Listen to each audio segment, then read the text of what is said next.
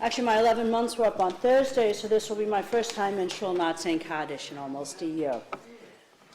This week's Parsha, Mishpatim, talks about laws of social justice, and I Googled when I found out I was going to give the Devar Torah. You know, you get on Google and you say, okay, what's out there? And I always check out Rabbi Sachs, and he wrote a beautiful Devar Torah, of which I'm going to quote a couple lines from, but suggested you go look. And he points out that of all of the rules of social justice that were listed in that parsha that we read this morning, one of them was repeated twice. Does anyone know which one that is? It's do not ill-treat a stranger or oppress him, for you were strangers in Egypt. That's the first reading. And the second is do not oppress a stranger, for you yourself know how it feels to be a stranger, because you were strangers in Egypt. So this is a really interesting dynamic. We have both the high-level, global, don't oppress someone who's a stranger, and then the very personal, don't oppress someone who's a stranger because you yourself were a stranger. He ends his Devar Torah with a sentence, why should I not hate the stranger? Because the stranger is me. So I could leave the Devar Torah at that, but I can't give a Devar Torah without referencing my other famous rabbi, which is Brene Brown. She's Catholic, she's not a rabbi. So let's talk, but she always has something good to say about the Parsha. So let's talk about this social idea of not oppressing the stranger. So let's start the easy one. Everyone should have the same set of laws, right? That's really easy.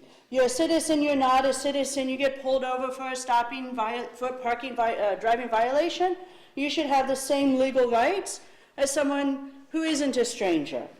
Doesn't matter if you look like the police officer or don't look like the police officer, right? This one we all agree on, right? Yes. Okay, cool. We're in agreement so far. We should be able to have common courtesy and discourse with people who might have different political opinions than ours. That's a little bit harder, right? And maybe we could find some common ground, right? So the argument is go find someone who lives outside of your bubble. We've really institutionalized this notion of a bubble in America. Go find someone outside of your bubble, and what they will tell you is go talk to someone who is different than you are. Why are they telling you to do that? Because you might find out you have something in common with them, right? But I'm going to tell you to go talk to someone who's different from you, and don't look for what you have in common with them. Because if you read Brene Brown, one of the things that she says is people have lost a sense of belonging in communities. And people often feel that they can only belong if they're willing to fit in and look and act and think like those people around us. And I feel very strongly that if we can look at people that we have nothing in common with and not say, or someone who looks so different than we do, maybe I joke, I don't work for a living. I think for a living, and I type for a living, and I talk for a living, but I don't actually physically work for a living.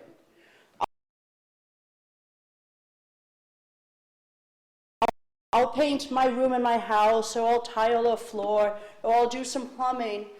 But for me to do that as a hobby and as a choice is a completely different thing than for someone who does manual work for a living every day. I have to respect for them. They're having a bad day. They might not be able to work.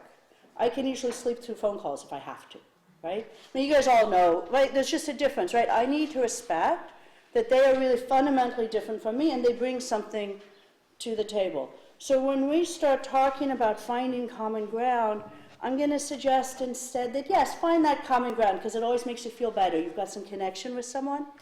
But also respect what about them that is different, because it's by respecting and accepting their differences from you that you allow them to belong and for you to belong with them. Okay? But let's get back to the hardest stranger. Who is the hardest stranger to accept? Outside of your parents. Right? So your immediate family is pretty hard, right? Because you should be so in sync and it's hard. And most of you guys know my mother and I's relationship was complicated, to say the least. And this year hasn't made it less complicated. So I'm not actually going to talk about her. But I would argue that the hardest stranger to accept is, in fact, yourself. right? We all look at ourselves and say, if we were just, thinner, could sing on key, could, keep a house clean, could be a better friend, could wake up at 7 o'clock in the morning instead of 8:30, could stay up late, could do all of these things that our best friend can do, or that coworker can do, or your boss can do. If we could all just be that other thing, right? And instead we beat ourselves up for not fitting in, or for not being good enough at this, or for not being good enough at that.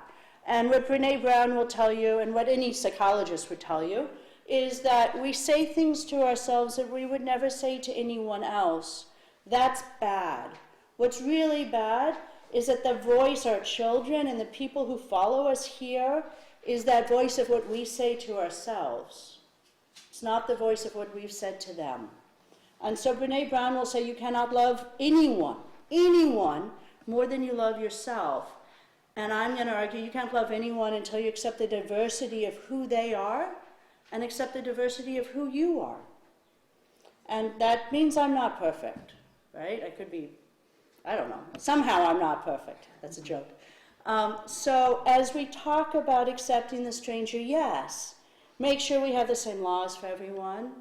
Make sure you sit down with someone you disagree with on occasion. Maybe don't only hang out with people that you share hobbies and interests with. Get to know other people, not to find common ground, but to truly, deeply respect who they are. And then come and accept and respect who you are, so that you can be a member of a community and bring your whole self to that community. Shabbat Shalom.